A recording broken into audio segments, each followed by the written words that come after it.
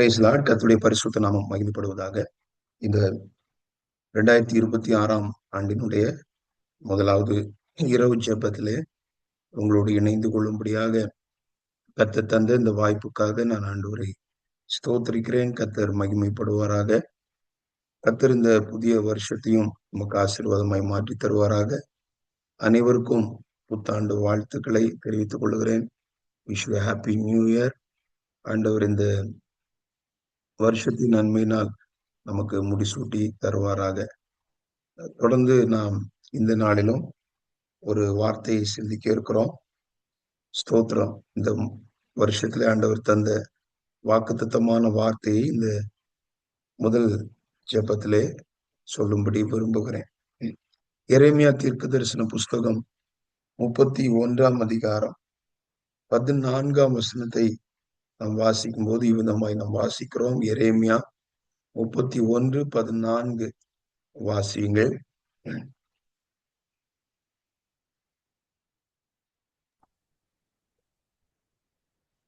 ஆசாரியர்களின் ஆத்துமாவை கொழுமையானவைகளினால் பூரிப்பாக்குவேன்.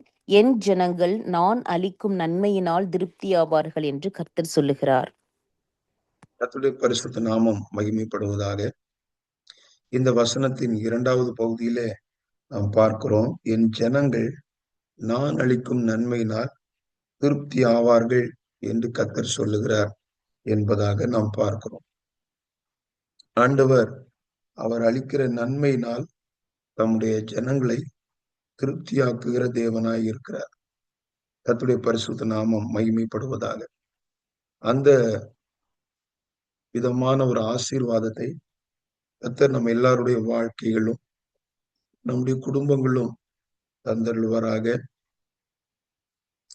ஒரு திருப்தி, ஆண்டவர் அளிக்கிற நன்மைகளால் உண்டாகிற ஒரு திருப்தியை கர்த்தர் தருவாராக. இந்த திருப்தி என்பது ஒரு ஆசீர்வாதமான விஷயம். நாம் அப்போஸ்தலனாகிய பவுல் தீமோத்தேயுவுக்கு எழுதும்போது அவர் சொல்லுகிற ஒரு வார்த்தையை நாம் பார்க்கிறோம். போதும் என்கிற மனதுடனே கூடிய தேவ பக்தியே மிகுந்த ஆதாயம் என்று சொல்லி இருக்கிறதை நாம் பார்க்கிறோம். பொதுவாக இந்த திருப்தி என்பது அது எளிதிலே பெற்றுக்கொள்ளக்கூடிய ஒரு விஷயம் அல்ல. ஏனென்றால் அநேக மனிதர்களை பார்க்கும்போது அவர்கள் திருப்தியற்று இருக்கிறதை நாம் பார்க்க முடியும். சிலருக்கு அவர்களுடைய இல்லாமைகள், இயலாமைகள், அவருடைய குறைவுகள், இதனால ஒரு திருப்தியற்ற சூழல்ல இருப்பார்கள். சிலருக்கு எல்லாமே இருந்தாலும் இன்னும் பிறரோடு ஒப்பிட்டு பார்த்து ஒரு திருப்தியற்ற நிலையில இருக்கிறத நம்ம பார்க்க முடியும். ஒரு திருப்தி என்பது அது ஆண்டவர் தருகிற ஒரு ஆசீர்வாதம் என்று சொல்லலாம். ஒரு ஆவிக்குரிய ஒரு நல்ல மேம்பட்ட நிலை என்று சொல்லலாம். நம்ம திருப்தியோடு வாழ்வது அது ஒரு நல்ல ஒரு அனுபவம். இதை கர்த்தர் நமக்கு தரணும். அது போதும் என்கிற மனதுடனே கூடிய, எனக்கு ஆண்டவர் தந்திருக்கிறதெல்லாம் போதும் என்கிற ஒரு மனதுடன் கூடிய ஒரு தேவ பக்தி மிகுந்த ஆதாயம் என்று சொல்லி இருக்கிறதை நாம் பார்க்கிறோம். ஆகையினாலே ஆண்டவர் அளிக்கிற அந்த நன்மையினால் நாம் திருப்தியாக வேண்டும். அவர் தருகிற நன்மைகள் நம்மை திருப்தி ஆக்கும் என்பதை நாம் வேதத்திலே தெளிவாக பார்க்க முடிகிறது. என் ஜனங்கள் நான் அளிக்கும் நன்மையினால் திருப்தி ஆவார்கள் என்று சொல்லி இருக்கிறதை நாம் பார்க்கிறோம். வேதத்திலே ஒரு சில காரியங்களை இந்த வசனத்தின் அடிப்படையில ஆண்டவர் நம்மை திருப்தியாக்குகிற விஷயங்களை இந்த வேளையிலே நினைப்பூட்டும்படியாக விரும்புகிறேன். இந்த இரவு ஜெபத்திலே இணைந்திருக்கிற ஒவ்வொரு தேவ பிள்ளைகளையும் விசேஷமாக கர்த்தர் இந்த வார்த்தைகள் மூலமாக ஆசீர்வதிப்பாராக. யோவான் சுவிசேஷம் 4ஆம் அதிகாரத்திலே நாம் பார்க்கும்போது 13, 14 ஆகிய வசனங்களை முதலாவது வாசிக்கும்படி அன்போடு கேட்டுக்கொள்கிறேன். யோவான் 4, 13, 14 வாசியுங்கள். இயேசு அவளுக்கு பிரதியுத்தரமாக, இந்த தண்ணீரை குடிக்கிறவனுக்கு மறுபடியும் தாகம் உண்டாகும். நான் கொடுக்கும் தண்ணீரை குடிக்கிறவனுக்கோ ஒரு காலம் தாகம் உண்டாகாது. நான் அவனுக்குக் கொடுக்கும் தண்ணீர் அவனுக்குள்ளே நித்திய ஜீவ காலமாய் ஊறுகிற நீரூற்றாயிருக்கும் என்றார். கர்த்தருடைய பரிசுத்த நாமம் மகிமைப்படுவதாக. முதலாவதாக நாம் பார்க்கும்போது ஆண்டவர் நமக்கு தருகிற, ஆண்டவர் அளிக்கிற ஒரு நன்மை என்று சொல்லும்போது, இன்றைக்கு நான் முதலாவது அந்த பரிசுத்த ஆவியினுடைய அபிஷேகத்தை உங்களுக்கு சொல்லும்படி விரும்புகிறேன். ஆண்டவர் தருகிற அபிஷேகம், அந்த பரிசுத்த ஆவியானவர், அவர் நமக்கு ஒரு பெரிய ஆசீர்வாதம், ஒரு பெரிய நன்மை. இந்த நன்மையை உலகத்திலே நாம் பெற்றுக்கொள்ள முடியாது என்பதை நாம் அறிந்திருக்கிறோம். வேதத்திலே நம்ம பார்க்கும்போது உன்னதத்திலிருந்து வருகிற ஆவி என்று சொல்லி நாம் பார்க்கிறோம். இது மேல இருந்து, மோஸ்ட் ஹை பிளேஸ்ல இருந்து தான் இது நமக்கு வரணும், நமக்கு கிடைக்க வேண்டும். கர்த்தருடைய நாமம் மகிமைப்படட்டும். நமக்கு ஆண்டவர் இதை அதிகமான பேருக்கு தந்திருக்கிறார் என்றே நான் நம்புகிறேன். அப்போ அந்த பரிசுத்த ஆவியின் அபிஷேகம், இது நம்ம பார்க்கும்போது பரிசுத்த ஆவியின் அபிஷேகம் அது ஒரு தண்ணீராக இங்கே சொல்லி இருக்கிறதை பார்க்கிறோம். நான் கொடுக்கும் தண்ணீரை குடிக்கிறவனுக்கு ஒரு காலம் தாகம் உண்டாகாது என்று சொல்லி நாம் பார்க்கிறோம். ஆண்டவர் இந்த பரிசுத்த ஆவியின் அபிஷேகத்தை தரும்போது அந்த அதனால் உண்டாகிற அந்த சந்தோஷம் ஒரு மனுஷனை திருப்தியாக்கக்கூடியதாக இருக்கிறது. ஆகையினாலதான் தாவீதுடைய வாழ்க்கையில தவறு வந்த பிறகு, பாவம் வந்த பிறகு, அந்த பாவத்திலிருந்து அவர் பாவத்தினுடைய அந்த மன்னிப்பை பெற்றுக் கொள்வதற்காக ஜெபிக்கிற நேரத்துல 51ஆம் சங்கீதத்திலே ஒரு வார்த்தையை கேட்கிறார். உமது பரிசுத்த ஆவியை என்னிடத்திலிருந்து எடுத்துக்கொள்ளாமல் இரும் என்று கேட்கிறதை பார்க்கிறோம். ஏனென்றால் பரிசுத்த ஆவியின் அபிஷேகத்தை ஒருவர் இழந்து போக கூடாது. அது ஒருவேளை எடுத்து விடுவாரோ என்கிற ஒரு அச்சம் அவருக்கு இருந்திருக்கிறதை நாம் பார்க்கிறோம். ஏனென்றால் அது அவ்வளவு பெரிய ஒரு ஆசீர்வாதம், ஒரு பெரிய பிளஸிங். கர்த்தருடைய நாமம் மகிமைப்படட்டும். தாவீது எனக்கு ராஜ்யத்தை திரும்ப கொடுங்கன்னோ, அந்த ராஜ்ய பாரத்தை என்னை விட்டு எடுத்துடாதீங்கன்னோ அதெல்லாம் கேட்கவில்லை. எனக்கு தந்திருக்கிற ஜனங்களை என்னை விட்டு பிரிச்சிடாதீங்க அப்படி கேட்கல. என்னை இவ்வளவு ஆசீர்வாதமா வச்சிருக்கிறீங்க, இந்த ஆசீர்வாதத்தை என்னை விட்டு எடுத்துடாதீங்கன்னோ அப்படியெல்லாம் ஒண்ணும் கேட்கல. அவர் கேட்டது எல்லாமே அந்த 51ஆம் சங்கீதத்தில் நீங்க படிச்சீங்கன்னா, ரட்சணியத்தின் சந்தோஷத்தை திரும்ப தரணும், உற்சாக ஆவி தாங்கும்படி செய்யணும், நிலைவரமான ஆவியை என் உள்ளத்துல புதுப்பிக்கணும், பரிசுத்த ஆவியை என்னிடத்துல எடுத்துக்கொள்ளாம இருக்கணும், உங்க சமூகத்தை விட்டு தள்ளாம இருக்கணும். இப்படிப்பட்ட விஷயங்களையே அவர் கேட்கிறதை நாம் பார்க்க முடிகிறது. கர்த்தருடைய நாமம் மகிமைப்படுவதாக.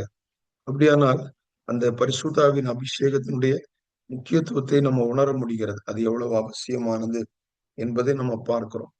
இங்கே இந்த சமாரிய ஸ்திரீயினிடத்துல இயேசு பேசும்போது அவர் சொல்லுகிறதை நாம் பார்க்கிறோம். இந்த தண்ணீர், அவர் தருகிற ஆசீர்வாதங்கள், அதை ரட்சிப்பா இருக்கட்டும், பரிசுத்த ஆவியின் அபிஷேகம், இவைகளை அவர் தரும்போது அந்த மனுஷனுடைய வாழ்க்கையில அது ஒரு திரும்பவும் தாகம் உண்டாகாத ஒரு நிலையை ஏற்படுத்துகிறதை நாம் பார்க்கிறோம். பல ஆசைகள், பல காரியங்களால திருப்தி அடையாத ஒரு மனுஷனுடைய வாழ்க்கையில ஆண்டவர் தருகிற அபிஷேகம் அவனை திருப்திப்படுத்தக்கூடியதாக இருக்கிறது.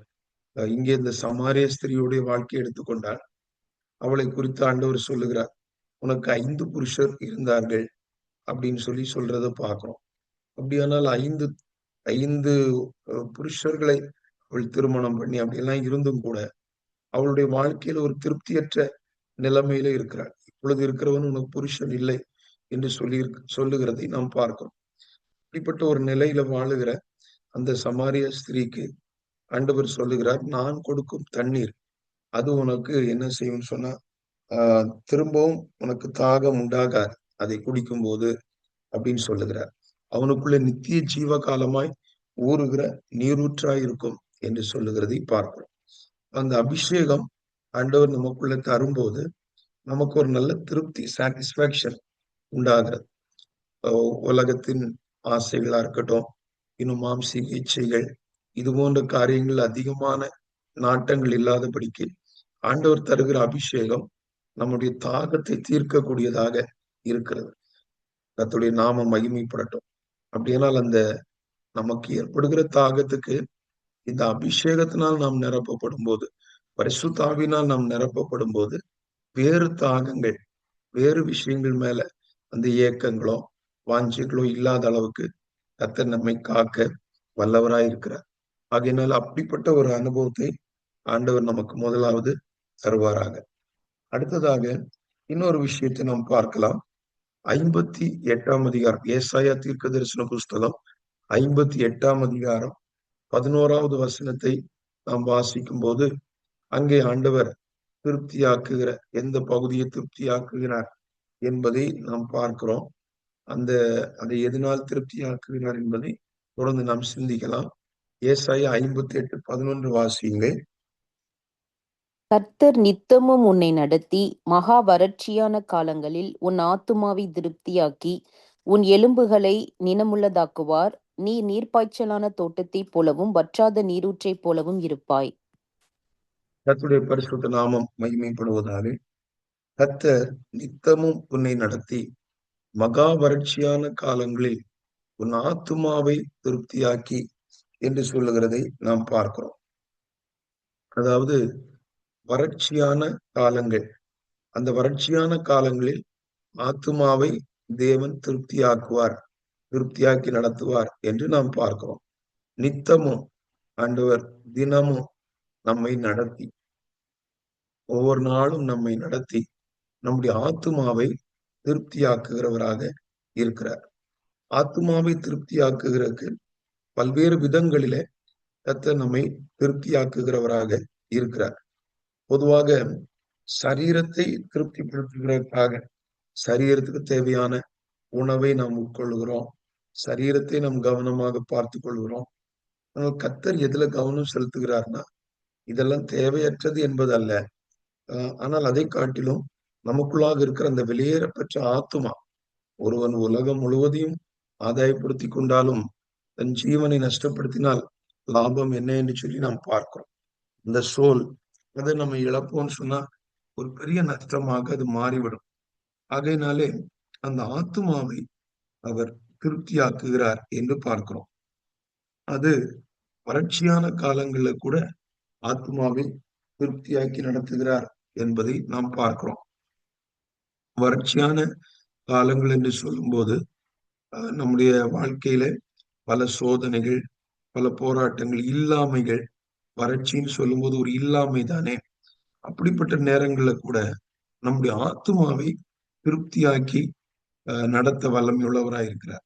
சங்கீதக்காரன் சொல்லும்போது அவர் சொல்லுகிறார், அவர்களுக்கு தானியமும் திராட்சரசமும் பெருகியிருந்த காலத்தின் சந்தோஷத்தை பார்க்கிலும் அதிக சந்தோஷத்தை என் இருதயத்தில் தந்தீர் என்று சொல்லுகிறதை பார்க்கிறோம். அவர்களுக்கு தானியம், திராட்சரசம் இதெல்லாம் பெருகியிருந்த காலத்துலதான் அவங்களுக்கு சந்தோஷம் உண்டாகும். ஆனால் அதை பார்க்கிலும் அதிகமான சந்தோஷத்தை அது இல்லாத டைம்ல கூட எனக்கு தந்தீர், அதை காட்டிலும் ஒரு சந்தோஷத்தை எனக்குள்ள தருகிறீர் என்று சொல்லுகிறதை நாம் பார்க்கிறோம். கர்த்தருடைய நாமம் மகிமைப்படட்டும். ஆபக்கூக் பாடும்போது அவர் சொல்றார், அத்திமரம் துளிர் விடாமற் போனாலும் ஒலிவ மரம் பலனற்று போனாலும் கர்த்தருக்குள் மகிழ்ச்சியாயிருப்பேன் என்று சொல்லுகிறதை நம்ம பார்க்கிறோம். அந்த இடத்துல அந்த மகிழ்ச்சி எந்த டைம்லன்னா ஒரு வறட்சியான காலங்கள்ல துளிர் விடாமற் போனாலும் பலன் இல்லாமற் போனாலும் அப்படி அந்த மாதிரி இருந்தா கூட நான் கர்த்தருக்குள் மகிழ்ச்சியா இருப்பேன். ஒரு நல்ல சந்தோஷம், ஒரு மகிழ்ச்சி ஆண்டவருக்குள்ள நல்ல சந்தோஷமா இருக்கு. சிலருக்கு இது இருக்காது பாருங்கள். அவர்களுக்கு ஒரு கஷ்டம் வந்த உடனே ஆண்டவரை நொந்து கொள்வார்கள், தங்களே நொந்து கொள்வார்கள். நான்லாம் இதுக்கு வாழ்றனோ அப்படின்னு நினைப்பாங்க. சிலர் சூழ்நிலைகளை, இவங்களாலதான் நான் இப்படி இருக்கிறேன், அவர்களாலதான் இப்படி இருக்கிறேன்னு சொல்லி மனிதர்களை குற்றம் சொல்லுவார்கள். சிலர் தேவனை குற்றம் சொல்லுவார்கள். ஆண்டவர் ஏன் தான் எனக்கு இப்படி பண்றாரோ, எனக்கு மாத்திரம் ஏன் இப்படி எல்லாம் நடக்குதோ, இப்படிப்பட்ட நிலையில தங்களை குறித்து ரொம்ப வருத்தப்பட்டுக் கொள்வார்கள். ஆனால் ஆண்டவர் ஆத்துமாவை திருப்தியாக்குகிறார் என்று பார்க்கிறோம். எப்படி திருப்தியாக்குறாருன்னு அவர் தருகிற சமாதானம், சந்தோஷம், இப்படிப்பட்ட விஷயங்களால இயேசு யோவான் சுவிசேஷம் அதனுடைய 14ஆம் அதிகாரத்திலே சொல்லும் போது சீஷர்கள்ட்ட சொன்னார், சமாதானத்தை சமாதானத்தை உங்களுக்கு வைத்து போகிறேன், என்னுடைய சமாதானத்தை உங்களுக்கு கொடுக்கிறேன் என்று சொன்னார். இப்ப அந்த சமாதானம் ஒரு ஆசீர்வாதம், சந்தோஷம். இந்த ஆபக்கூக் சொல்றாரு இல்லையா, கர்த்தருக்குள் மகிழ்ச்சியா இருப்பேன், அது ஒரு ஆசீர்வாதம். எவ்வளவு கஷ்டங்கள் நெருக்கங்கள் வந்தாலும் நமக்குள்ள ஒரு சந்தோஷம், சமாதானம். அடிக்கடி நான் சொல்லுகிற ஒரு காரியம்தான், இயேசுவும் சீஷர்களும் படவிலே யாத்திரை செய்யும் போது இயேசு நித்திரையா இருக்கிறார். அந்த சீஷர்கள் ஆற்றையும் இந்த கடல் எல்லாம் பார்த்து, அவங்களுக்கு அது வழக்கமில்லாத ஒரு காரியம் அல்ல. அவர்கள் கடல்ல யாத்திரை செய்கிறவர்கள், சிலர்லாம் அதுல மீன் பிடிக்கிறவர்களா இருந்தார்கள். ஆனால் அவங்களுக்கு அந்த காற்று, கடல், இந்த எதிரான சூழ்நிலைகள் வந்தபோது, ஐயர் நாங்கள் மடிந்து போகிறோம், சாக போறோம் அப்படின்னு அவங்க சொல்றாங்க. ஆனா இயேசு பாருங்க, எந்த விதமான பதட்டம் இல்லாமல், சரி அது வரைக்கும் தூங்கிட்டு இருந்தார் அப்படின்னு சொன்னாலும், அதற்கு பிறகு எழுந்த பிறகும் எந்த ஒரு பதட்டம் இல்லாம, இறையாதே அமைதலாய் இரு என்று சொல்லுகிறார். அப்ப அவருக்குள்ள எப்படிப்பட்ட ஒரு பீஸ் ஆஃப் மைண்ட், எப்படிப்பட்ட ஒரு சமாதானம் இருக்கிறத நம்ம பார்க்கிறோம். வெளியெல்லாம் கொந்தளிச்சிட்டு இருக்கு, வெளியெல்லாம் ஒரு அமைதல் இல்லாம இருக்கு. ஆனா அவர் அமைதலா இருக்கிறார், தூங்கிட்டு இருக்கிறார். தூங்கி எழுந்த பிறகும் நித்திரையா இருந்தால் கூட எதையுமே கண்டுகொள்ளாம நித்திரையா இருக்கிறவர் அல்ல. அவருக்கு தெரியும் என்ன நடந்துட்டு இருக்குன்னு தெரியும். கர்த்தருடைய நாமம் மகிமைப்படட்டும். அப்படிப்பட்ட ஒரு சமாதானத்தை இயேசுவிடத்துல நம்ம பார்க்கிறோம். இயேசு சொல்லுகிறார், என்னுடைய சமாதானத்தை உங்களுக்கு கொடுக்கிறேன். இப்ப அந்த சமாதானம் நமக்கு அவர் தருவது ஒரு பெரிய ஆசீர்வாதம். அது நமக்கு ஒரு பெரிய பிளஸிங். ஏன்னா பல பிரச்சனைகள், பல சூழ்நிலைகள் மத்தியில நம்ம இருக்கிறோம், பல தேவைகள் மத்தியில இருக்கிறோம், பல பதட்டங்கள், இவைகள் மத்தியில ஆண்டவர் அந்த சமாதானத்தை நமக்குள்ள தரும்போது நமக்கு அது ஒரு பெரிய ஒரு நிறைவை தரும். அது நம்மை திருப்தியாக்கி நடத்தக்கூடியதாக இருக்கிறது. அதான் அந்த மகா வறட்சியான காலங்களில் நம்முடைய ஆத்துமாவை கர்த்தர் திருப்தியாக்கி நடத்துகிறார், எலும்புகளை நினமுள்ளதாக்குகிறார் என்பதையெல்லாம் நாம் பார்க்கிறோம். அடுத்ததாக இந்த நம்முடைய வாழ்க்கை ஆண்டவர் திருப்தியாக்குகிற விஷயங்கள்ல சில விஷயங்கள் மூலமாய் ஆண்டவர் திருப்தியாக்குகிறதை நாம் பார்க்கிறோம். அதை சொல்லுவதற்கு முன்பாக, இந்த யாருடைய ஆத்துமாவை கர்த்தர் திருப்தியாக்குகிறார் என்பதற்காக ஒரு வார்த்தையை நான் உங்களுக்கு நினைப்பூட்ட விரும்புகிறேன். 107ஆம் சங்கீதம் 8ஆம் வசனத்தை நாம் வாசிக்கும் போது, 107:8 வாசியுங்கள். சங்கீதம் 107:8.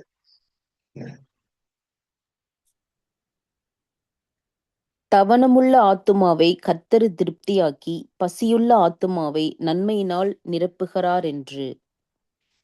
கர்த்தருடைய நாமம் மகிமைப்படட்டும். தவனமுள்ள ஆத்மாவை கர்த்தர் திருப்தியாக்குகிறார் என்று நாம் பார்க்கிறோம். ஆங்கிலத்திலே லாங்கிங் சோல் என்று சொல்லப்பட்டிருக்கிறது. ஒரு ஏக்கத்தோடு, ஒரு வாஞ்சையோடு, ஒரு எதிர்பார்ப்போடு இருக்கிற ஒரு ஆத்துமாவை கர்த்தர் திருப்தியாக்குகிறார். அப்படியானால் பிரியமானவர்கள், ஆண்டவர் தருகிற நன்மையினால் நான் திருப்தியாக வேண்டும் என்கிற ஒரு வாஞ்சை, ஒரு ஏக்கம் நமக்கு இருக்க வேண்டும். ஒரு காலத்திலே நாம் உலகத்துக்குள்ள இருந்தோம், ஆண்டவர் அறியாமல் இருந்தோம், பாவத்துக்குள்ளே இருந்தோம். அப்போ நம்ம நிறைய விஷயங்களை நாடி அவைகள் நம்மை திருப்தியாக்கும் என்று நாம் இருந்தோம். ஆனா இப்போ ஆண்டவர் அறிந்த பிறகு, அதுவும் கர்த்தர் நமக்கு வாக்கு பண்ணுகிறார், என் ஜனங்கள் நான் அளிக்கும் நன்மையினால் திருப்தி ஆவார்கள் என்று சொல்லுகிறதை பார்க்கிறோம். அப்படியானால் நாம் ஆண்டவர் நம்மை திருப்தியாக்குகிறதுக்காக நாம் ஒரு எதிர்பார்ப்போடு, ஒரு ஏக்கத்தோடு ஆண்டவர் என்னை திருப்தியாக்க மாட்டாரா என்பது போல நாம் அதிகமாய் எதிர்நோக்கி காத்திருக்க வேண்டும். சங்கீதக்காரன் சொல்லும்போது, வேலைக்காரருடைய கண்கள் எஜமானுடைய கையை நோக்கி இருக்குமா போலவும், வேலைக்காரியினுடைய கண்கள் எஜமாட்டியினுடைய கையை நோக்கி இருக்குமா போலவும், எங்கள் தேவனாகிய கர்த்தர் எங்களுக்கு இரக்கம் செய்யும் வரைக்கும் எங்கள் கண்கள் அவரையே நோக்கி கொண்டிருக்கிறது என்று சொல்லுகிறதை நாம் பார்க்க முடிகிறது. அப்படியானால் நம்முடைய கண்கள் ஆண்டவர் ஆண்டவர் மேல ஒரு இயக்கத்தோடு, அது மாத்திரமல்லாமல் எனக்கு கர்த்தர் ஒரு கிரியை செய்யும் வரைக்கும் அவரையே நோக்கி பார்த்து கொண்டிருப்பேன் என்கிற ஒரு எண்ணத்தோடும், இன்னும் ஒரு தேவ சமூகத்துல நம்ம வரும்போது, ஒரு வார்த்தையை கேட்கிறக்கா வரும்போது, கூட்டத்துல ஒரு மீட்டிங்ல நீங்க அட்டென்ட் பண்ணும்போது ஒரு வாஞ்சை, ஒரு ஏக்கம், ஒரு தாகத்தோடு நீங்க போவீங்கன்னு சொன்னா, கர்த்தர் கண்டிப்பாக உங்களை திருப்தியாக்கி நடத்துவார் என்பதிலே எந்த விதமான சந்தேகமும் இல்லை. பொதுவாக ஒரு கூட்டத்துல ஒரு செய்தியை கேட்கும் போது, இல்ல ஒரு பாடல் ஆராதனையில நம்ம எப்படி அந்த திருப்தியாக்குகிற ஒரு அனுபவம் உண்டாகிறது என்றால், அது அந்த நடத்துகிறவருடைய விசேஷம் என்பதை பார்க்கிறோம். அவங்களுடைய திறமைகளோ, தாளந்துகளோ அதனால அல்ல. நாம் ஒரு வாஞ்சையோடு போகும்போது, நம்முடைய வாஞ்சை, இந்த ஏக்கத்தை பார்க்கிற தேவன், அவர்கள் மூலமாய் நமக்கு தேவையான இந்த வார்த்தைகளை, ஆசீர்வாதங்களை தர வல்லவராய் இருக்கிறார். இப்ப அவர்களுடைய ஆயத்தம், அவங்களுடைய ஜெபங்கள் அது ஒரு பக்கம் இருந்தால் கூட, இன்னொரு பக்கம் நம்முடைய அந்த வாஞ்சை, ஏக்கத்தை பார்க்கிற தேவன், அதற்கேற்ற விதத்திலே நம்மை தந்து போஷித்து நடத்த வல்லமை உள்ளவராய் இருக்கிறார். இப்போ தேவ சமூகத்திலே நாம் வரும்போது, நீங்க ஜெபத்திற்காக போகும்போது கூட, ஜெபத்துல உட்காரும்போது ஒரு வாஞ்சையோடு, இன்னைக்கு கர்த்தர் என்னோடு இடைப்பட மாட்டாரா? இன்னைக்கு என்னுடைய வாழ்க்கையில ஒரு கிரியை செய்ய மாட்டாரா? அந்த ஏக்கத்தோடு நாம் இருக்கும்போது கர்த்தர் அதை செய்ய வல்லவராய் இருக்கிறார். வேத புஸ்தகத்திலே சிமியோன் என்பவரை நம்ம பார்க்கிறோம். லூக்கா சுவிசேஷத்துல அவருக்கு ஸ்தோத்திரம். அதாவது எப்படி நம்ம இயேசுடைய 2ஆம் வருகைக்காக எதிர்நோக்கி காத்திருக்கிறோமோ, அதுபோல முதல் வருகை, இயேசுடைய 1வது வருகை அவர் எதிர்நோக்கி காத்திருக்கிறார். அவருக்கு வயசாயிருச்சு. ஆலயத்துக்கெல்லாம் ரெகுலரா போகிற ஒரு சூழ்நிலை இல்லை. ஆனால் அவர் இந்த வாஞ்சையோடு இருக்கிறார். அவருடைய எதிர்பார்ப்பு வாழ்க்கையில ஒருவேளை அவர்கிட்ட கேட்டா உங்களுடைய ஆசை என்ன, உங்களுடைய விருப்பம் என்ன அப்படின்னு சொன்னா, அவர் சொல்லக்கூடிய ஒரு விஷயம், இந்த இரட்சணியத்தை, இந்த இஸ்ரவேலுக்கு உண்டாக போகிற ரட்சிப்பை நான் பார்க்க வேண்டும். அதுதான் அவருடைய வாஞ்சை. அவருக்கு வேற எந்த விதமான காரியமும் இல்லை. ஒரு நாள் இந்த ஏவுதலோடு, பரிசுத்த ஆவியானுடைய ஏவுதலோடு ஒரு ஆலயத்துல வருகிறதை நாம் பார்க்கிறோம். ஆலயத்துல அன்னைக்கு பாத்தீங்கன்னா கரெக்டா இயேசுவை பிறந்த குழந்தையாக அவங்க விருத்த சேதனம் பண்ற அந்த முறைமைகள் விஷயங்களுக்காக ஆலயத்துக்கு கொண்டு வரதை நம்ம பார்க்கணும். அப்ப அந்த நாள்ல இவர் என்ன செய்யறாருன்னா, இவருடைய கையில பிள்ளை கொடுக்கப்படுகிறது. அவர் கையில வாங்கி தோத்திரம் பண்ணி அவர் சொல்லுகிறார், உங்களுடைய இரட்சணியத்தை என் கண்கள் கண்டது. இப்பொழுது உங்களுடைய அடியேனை சமாதானத்தோட போக விடுகிறீர். அப்படின்னா என்ன அர்த்தம்? இனி நான் மரித்து போனாலும் எனக்கு பிரச்சனை இல்லை. என்னுடைய உயிர் போனாலும் பரவாயில்ல. ஏன்னா என்னுடைய ஏக்கம், என்னுடைய வாஞ்சை என்னன்னு சொன்னா, இந்த இரட்சணியத்தை நான் பார்க்கணும்.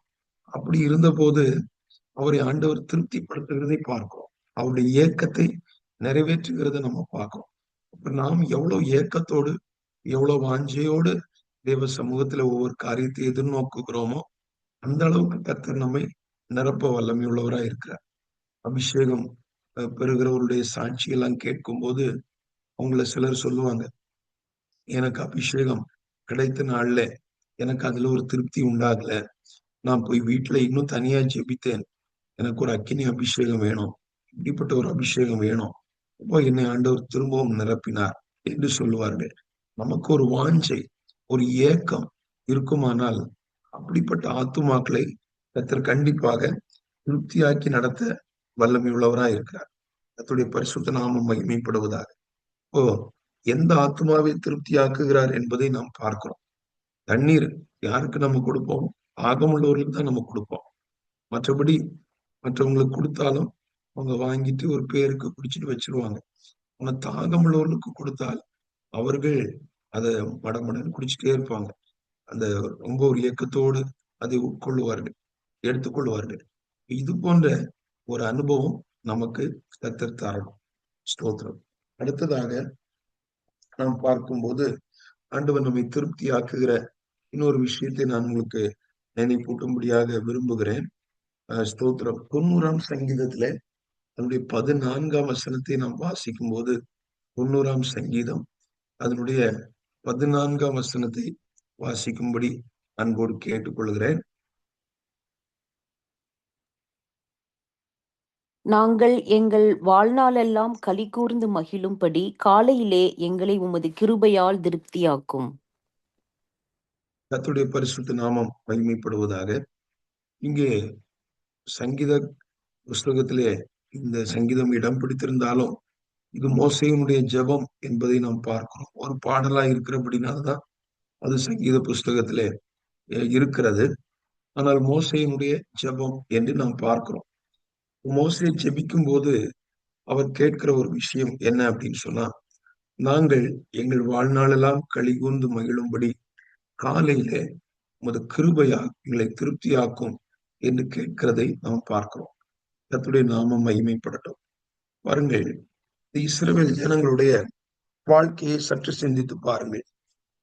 அவர்கள் இந்த வனாந்தரத்திலே கிட்டத்தட்ட 40 வருஷங்களா மோசேயும் இந்த இஸ்ரவேல் ஜனங்களோடு பயணித்துக் கொண்டிருக்கிறார். ஆனால் இந்த யாத்திரையை நீங்க யோசிச்சு பார்த்தீங்கன்னு சொன்னா, அது ஒரு பக்கம் அவர்களுக்கு ஆண்டவர் கொடுத்த ஒரு தண்டனையாக அவங்க 40 வருஷம் சுத்திட்டே இருக்கிறத பார்க்கணும். எகிப்துல இருந்து கானான் தேசத்துக்கு போகிறதுக்கு அவ்வளோ டைம் எடுக்காது, அவ்வளோ நேரம் எடுக்காது, சீக்கிரமா போகலாம். ஆனால் அவர்கள் 40 வருஷமா இந்த முறுமுறுப்பினாலே ஆண்டவருடைய வழிகளை திருப்தி இல்லாம அவிசுவாசம் இப்படியே அவங்க செய்து செய்து சீக்கிரமா போக வேண்டிய இடத்துல திரும்ப ரவுண்ட் அடிச்சுட்டே இருக்கிறாங்க, சுத்திட்டே இருக்கிறாங்க. ஆனால் இதுல ஒரு ஆச்சரியம் என்னன்னா, மோசேயும் நீங்க பாருங்க, அவரும் இவங்க கூடவே சுத்த வேண்டிய ஒரு சூழ்நிலை. அவரும் இவர்களோடு கூடவே என்ன செய்யறாருன்னா, அவர் ஒரு தலைவனா இதையெல்லாம் அவர் இப்படியெல்லாம் அவர் நினைக்கல, விரும்பல. ஆண்டவர் அழைத்த போது கூட வேண்டாம் ஆண்டவரைன்னு தான் சொல்லி கொண்டிருந்தார். ஆனால் இந்த ஜனங்களோடு கூட ஒரு துன்பத்தை அனுபவிக்கிறார். இவர்கள் கஷ்டப்படுறாங்க, அவங்க தப்பு பண்றாங்க, தப்பு பண்றதுனால தண்டனை அனுபவிக்கிறாங்க. அந்த விஷயத்துல மோசையும் தன்னை ஈடுபடுத்திக் கொள்ளுகிறார். ஈடுபடுத்திக் கொள்ள வேண்டிய கட்டாயம். இந்த ஜனங்களோடு தான் நடக்கணும், இந்த ஜனங்களோட வனாந்தர பாதையில செல்லணும், சீக்கிரமா டிராவல் பண்ண வேண்டிய இடத்துல பாருங்க. நம்ம உதாரணமா கொஞ்சம் சிந்திக்கிறக்கா சொல்லணும்னா, ஒரு பஸ்ல ஒரு ட்ரெயின்ல நம்ம டிராவல் பண்ணோம். அந்த பஸ் டிரைவர் அவர் தவறா ஓட்டிட்டார். தவறா ஓட்டுறதுனால ரூட்டை மிஸ் பண்ணிட்டார். நமக்கு ரொம்ப டைம் ஆகுது. நமக்கு ஒரு 2 மணி நேரம் 3 மணி நேரத்துல போக வேண்டியது ஒரு நாள் முழுசும் சுத்துறோம்னா நமக்கு எவ்வளவு சங்கடமா இருக்கும். ஆனால் மோசேயை பாருங்க, அந்த மாதிரி ஒரு சூழ்நிலையில தான் அவர் இருக்கிறார். ஜனங்கள் செய்த தவறுக்காக அவர்கள் முறுமுறுப்பு, மோசே முறுமுறுக்கல. ஆனா இவங்களுடைய இதனால இவர்களோடு கூட அவரும் சுற்ற வேண்டிய ஒரு சூழ்நிலை. எவ்வளவு ஒரு கஷ்டமா இருக்கும், எவ்வளவு வேதனையா இருக்கும். தான் ஆண்டவர்கிட்ட அவர் கேட்கிறார், ஆண்டவரே, இந்த வனாந்தர யாத்திரையில இந்த வில்டர்னஸ்ல நாங்கள் எங்கள் வாழ்நாளெல்லாம் கழிவுண்டு மகிழும்படி காலையிலே உங்களுடைய கிருபையால் எங்களை திருப்தியாக்கும் என்று கேட்கிறத நம்ம பார்க்கிறோம். நம்முடைய வாழ்க்கையிலும் பார்க்கும்போது பலர் நம்ம சந்திக்கிற பிரச்சனைகள் ஒருவேளை நமக்கு சம்பந்தம் இல்லாத விஷயமா இருக்கும். ஆனா நாம் அதை சந்தித்து ஃபேஸ் பண்ணி ரொம்ப வருத்தத்துல துக்கத்துல இருக்கிற சூழ்நிலைகளை சிலர் வைக்கப்பட்டிருக்கலாம். என்னுடைய குடும்பத்துல இந்த இன்னார் இவங்க செய்த தவறுக்காக நான் பாதிக்கப்பட்டிருக்கிறேன். என்னுடைய கணவர், இல்லாவிட்டால் என்னுடைய பெற்றோர், இல்லாவிட்டால் என்னுடைய மனைவி, என்னுடைய பிள்ளைகள், என்னுடைய உறவினர்கள் யாரோ செய்த விஷயத்துக்காக நான் பாதிக்கப்பட்டு இன்னைக்கு நானும் அவங்களோடு சேர்ந்து கஷ்டப்பட வேண்டிய ஒரு சூழ்நிலையில இருக்கிறேன் என்கிற சூழ்நிலையில நம்ம இருக்கலாம். ஸ்தோத்திரம். பாருங்க, சில குடும்பங்களை பார்க்கும்போது இப்படி பழக்கத்தை உடையவர்கள், தவறான பழக்கங்கள் உடையவர்களாக இருந்து அவங்களுடைய வருமானங்களை எல்லாம் வேஸ்ட் பண்ணும்போது இந்த குடும்பமும் சேர்ந்து கஷ்டப்படுகிறது. அந்த மனைவி அப்பாவி மனைவியா இருப்பாங்க, அவங்களும் சேர்ந்து கஷ்டப்படுறாங்க. அந்த பிள்ளைகள் அப்பாவி பிள்ளைகள், அவர்களும் சேர்ந்து கஷ்டப்படுகிறார்கள். அப்ப இது போல ஸ்தோத்திரப்பட்ட சூழ்நிலைகளை நம்ம எதிர்கொள்ளுகிற நேரத்துல ஆண்டவர்ட்ட நம்ம கேட்க வேண்டிய ஒரு விஷயம், அதை நம்ம தவிர்க்க முடியாது. இப்ப நான் என்னுடைய வாழ்க்கையை முடித்துக் கொள்ளுகிறேனோ, இல்லாவிட்டால் இதையெல்லாம் தூக்கி போட்டு நான் போறேனோ நம்ம செய்ய முடியாது. அதை நாம் கடந்து போக வேண்டியதா இருக்கிறது. அவர்களோடு நாம் பயணிக்க வேண்டியதா இருக்கிறது.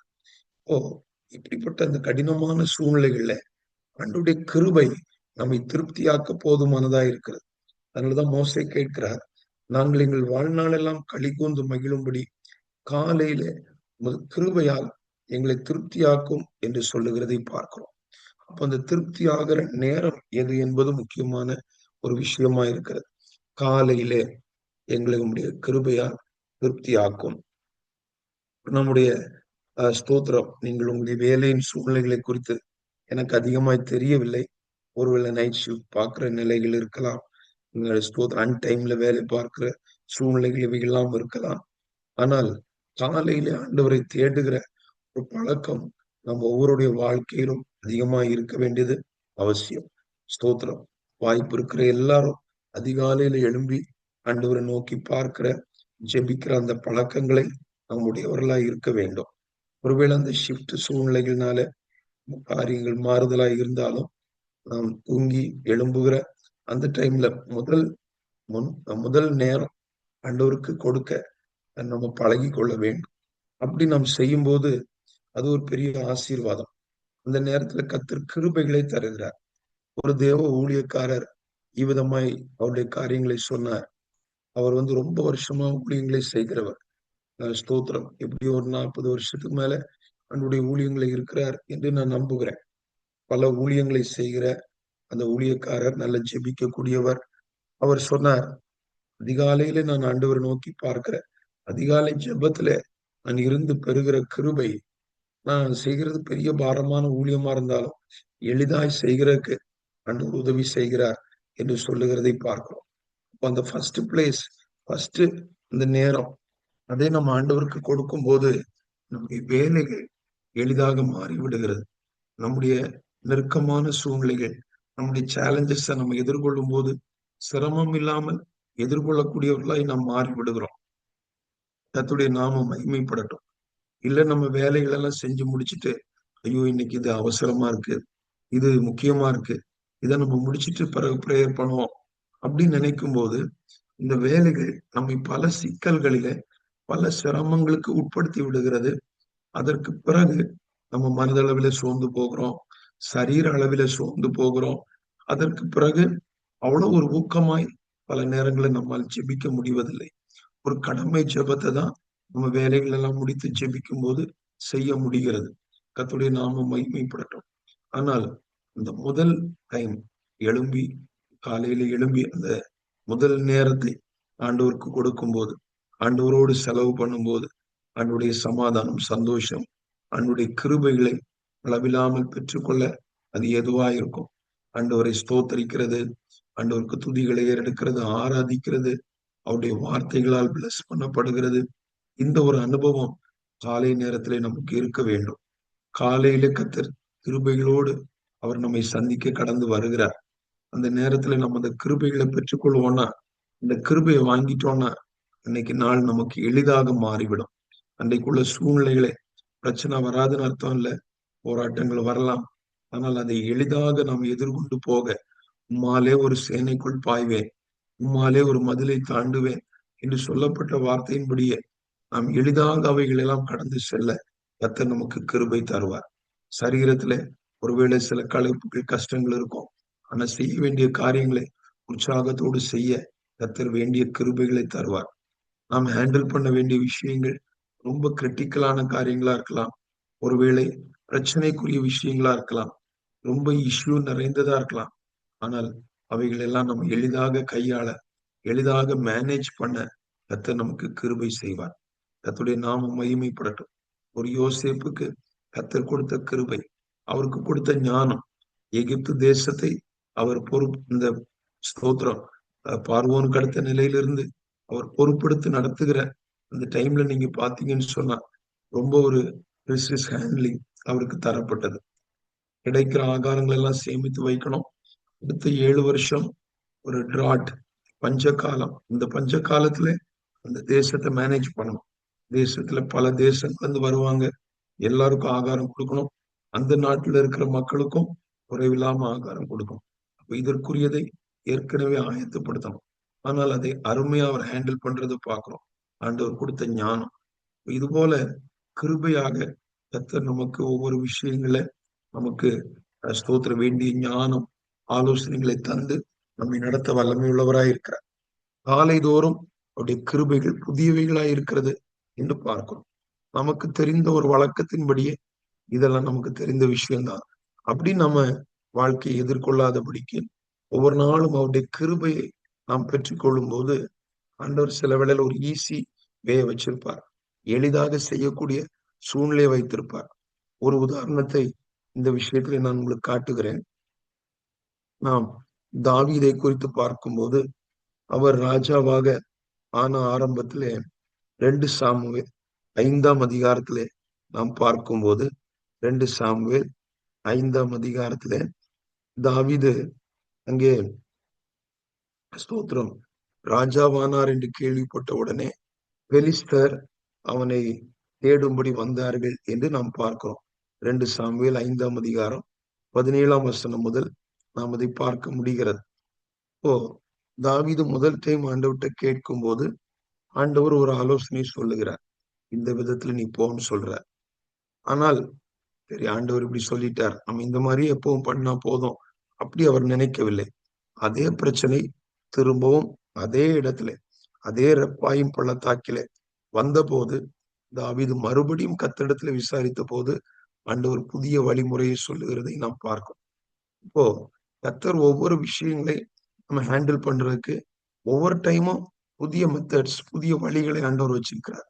அதை நம்ம கேட்டு அறிந்து கொள்ளணும். ஒவ்வொரு விஷயத்திலும் ஆண்டவருடைய சித்தம் என்ன, ஆண்டவருடைய திட்டம் என்ன வச்சிருக்கிறார். நேற்றைக்கு செய்தது போல இன்னைக்கு நம்ம அப்படியே செய்து கொண்டிருக்க முடியாது. இன்றைக்கு வேண்டிய கிருபையை நம்ம பெற்றுக்கொள்ளணும். இன்றைக்கு வேண்டிய ஆலோசனையை நம்ம பெற்றுக்கொள்ளணும். அவைகள் மூலமாய் கர்த்தர் நம்மை திருப்தியாக்கி நடத்த வல்லமை உள்ளவராய் இருக்கிறார். இப்போ காலைதோறும் ஆண்டவர் தருகிற அந்த கிருபை நம்மை திருப்தியாக்கக்கூடியது என்று சொல்லி நாம் பார்க்கிறோம். இன்னும் ஒரு காரியத்தை கூட இந்த விஷயத்துல சொல்லுகிறேன். பாருங்கள், இஸ்ரவேல் ஜனங்களுக்கு ஆண்டவர் அந்த வனாந்தர யாத்திரையிலே மன்னாவை கொடுத்ததை நம்ம பார்க்கிறோம். இந்த மன்னாவை அவங்க பெறணும்னு சொன்னா அதற்கு ஆண்டவர் ஒரு ஒழுங்க வச்சிருந்தார். விடியற் காலத்திலே அந்த மன்னா பெய்திருக்கும். அது எப்படி பெஞ்சிருக்கும்னா ரொம்ப ஒரு ஆச்சரியமான விஷயம். பாருங்கள், அந்த வனாந்தர அந்த தரையிலே வனாந்தரத்திலே பார்க்கும்போது பனி காலையில பெஞ்சிருக்கும்.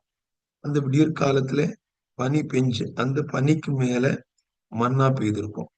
அப்போ ஒரு நல்ல ஒரு அருமையான லேயர்ல இந்த பாதுகாப்பான சூழ்நிலையில மன்னா இருக்கும்.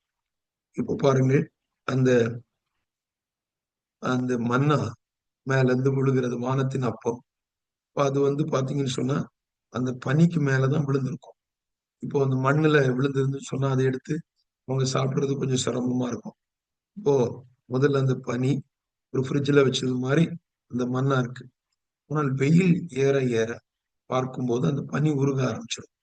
பனி உருகும் போது இந்த மண்ணாவும் அது பிறகு அவங்க லேட்டா எடுக்கும்போது அது அது அது அவங்களுக்கு பிரயோஜனமா இருக்காது. அது பயன்படாது. இப்போ அது கெட்டு போகக்கூடியதாக அது பயனற்றதாக அது மாறிடும். அதனால அதுக்கு முன்னாடி அவங்க எடுத்துடணும் அந்த பனி இருக்கும்போது. இது போல கர்த்தர் நமக்கு வச்சிருக்கிற அந்த கிருபைகள், சில ஆகாரங்கள், நம்மை போஷிக்கிற விஷயங்கள், இதை அந்த டைமுக்குள்ள நம்ம பெற்றுக்கொள்ளணும். காலைதோறும் உடைய கிருபைகள் விடியற் காலத்துல ஆண்டவர் மோசேட்ட சொல்றார். விடியற் காலத்துல நீ ஆயத்தமாகி சீனாய் மலைக்கு வர்றதுக்கு ஆண்டவர் சொல்றதை பார்க்கிறோம். ஆபிரகாம்கிட்ட சொல்லுகிறார், அதிகாலையில் எழுந்து ஆபிரகாம் அந்த வேலைக்காரரோடு கூட ஈசாக்கை பலி செலுத்த போகிறதை பார்க்கிறோம்.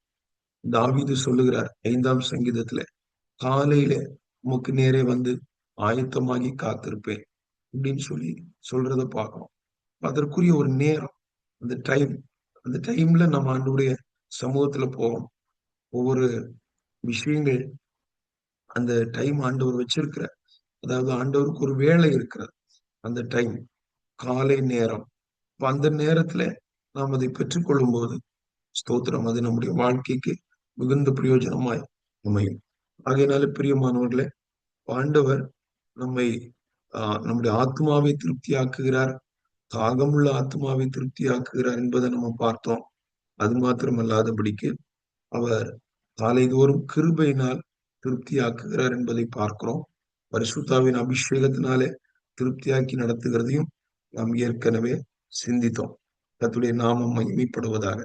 ஒரே ஒரு வார்த்தையை சொல்லி முடிக்கிறேன். 81ஆம் சங்கீதம் 16ஆம் வசனத்தை நாம் வாசிக்கும் போது 81ஆம் சங்கீதம் 16வது வசனத்தை வாசிக்க கேட்கலாம். உச்சிதமான கோதுமையினால் அவர்களை போஷிப்பார். கன்மலையின் தேனினால் உன்னை திருப்தியாக்குவேன். நாம மகிமைப்படட்டும். கன்மலையின் தேனினால் உன்னை திருப்தியாக்குவேன் என்று சொல்லுகிறதை நாம் பார்க்கிறோம். உச்சிதமான கோதுமை இதனால் போஷிப்பார் என்றும் தன்மலையும் தேனினால் திருப்தியாக்குகிற ஒரு அனுபவத்தை நாம் பார்க்கிறோம். ஸ்தோத்திரம். ஆண்டவர் அவருடைய ஜனங்களை எப்படி நடத்துவேன் என்று அவர் சொல்லுகிறதை நாம் பார்க்கிறோம். ஸ்தோத்திரம். அந்த சங்கீதத்தை நீங்க வாசிக்கும் போது ஸ்தோத்திரம் 81ஆம் சங்கீதத்துல அவர்கள் ஆண்டவரை விட்டு கொஞ்சம் வழி விலகி போறாங்க. ஆனா என்ன தேடினா நல்லா இருக்கும், நான் இப்படி எல்லாம் உங்களை நடத்துவேன் என்று ஆண்டவர் சொல்லுகிறதை பார்க்கிறோம். அப்போ அந்த உச்சிதமான கோதுமைன்னு சொல்லும் போது நல்ல உயர்ந்த தரம். பாருங்கள், ஒவ்வொரு நாடுகளும் அந்த எக்ஸ்போர்ட் குவாலிட்டி வச்சிருப்பாங்க. பிற நாடுகளை குறித்து எனக்கு அவ்வளவு தெரியவில்லை. இந்தியாவில் நம்ம பார்க்கும்போது அதிகமா இந்தியாவில் உள்ள சூழ்நிலைகள் நீங்களும் அறிந்திருப்பீர்கள்.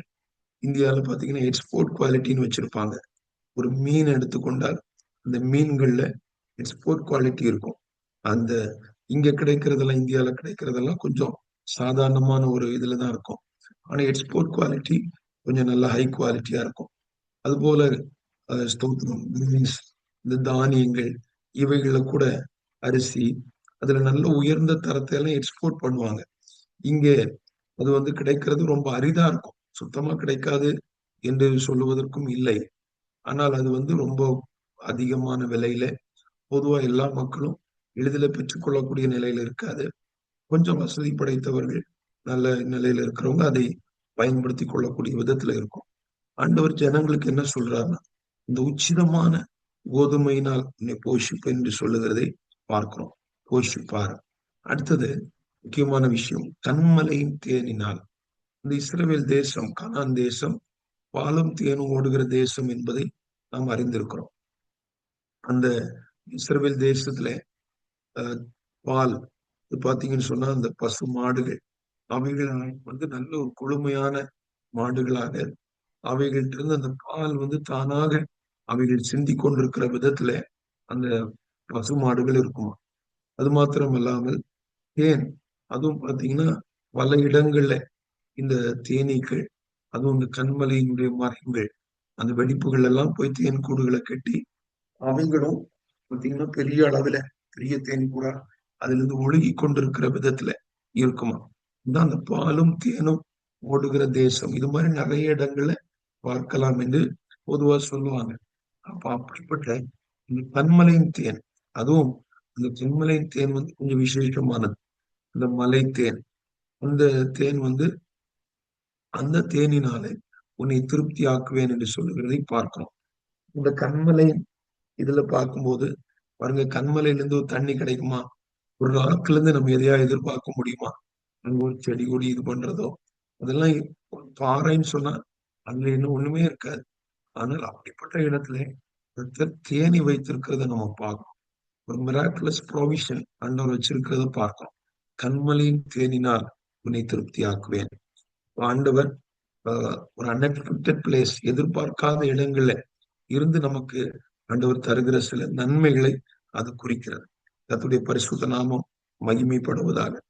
ஆண்டவற்றிலிருந்து நமக்கு அப்படிப்பட்ட அன்எக்ஸ்பெக்டட், எதிர்பார்க்காத ஆசீர்வாதங்கள் அவைகளையும் கர்த்தர் நமக்கு இந்த வருஷத்துல ஆவிக்குரிய பிரகாரமாகவும் சரீர பிரகாரமாகவும் தந்து நம்மை ஆசீர்வதித்து குறிப்பாக நித்திய வாழ்க்கைக்காக நம்மை ஆயத்தப்படுத்துவாராக என்று சொல்லி வார்த்தைகளை நான் நிறைவு செய்கிறேன். கர்த்தர் நித்தமும் நம்மை நடத்துவாராக, நம்மை திருப்தியாக்கி நடத்துவாராக. ஆமீன். ஸ்தோத்திரம். நம்முடைய வாழ்க்கை மேன்மை அடைய இந்த வருஷத்துல நமக்கு கிருபை செய்வாராக. ஜெபிக்கலாமா? எல்லாரும் சேர்ந்து நாம் ஜெபிப்போம். பரிசுத்தம் நிறைந்த பரலோக உண்மை நன்றியோடு துதிக்கிறோம், உண்மை ஸ்தோத்திரிக்கிறோம். கர்த்தர் எவ்வளவு நல்லவர்.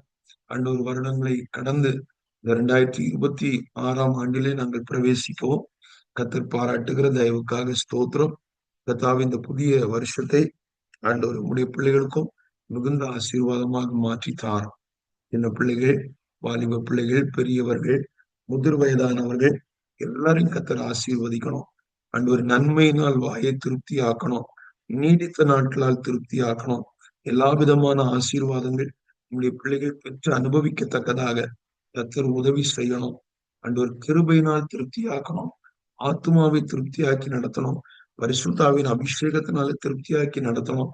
ஆவிக்குரிய சரீர பிரகாரமான உலக பிரகாரமான எல்லா நன்மைகளையும் தந்து தேவன் நம்முடைய பிள்ளைகளை திருப்தியாக்கி நடத்தும்படியாக ஜெபிக்கிறோம். கர்த்தர் கூட இருப்பீராக. ஆண்டவரே ஸ்தோத்திரிக்கிறோம்.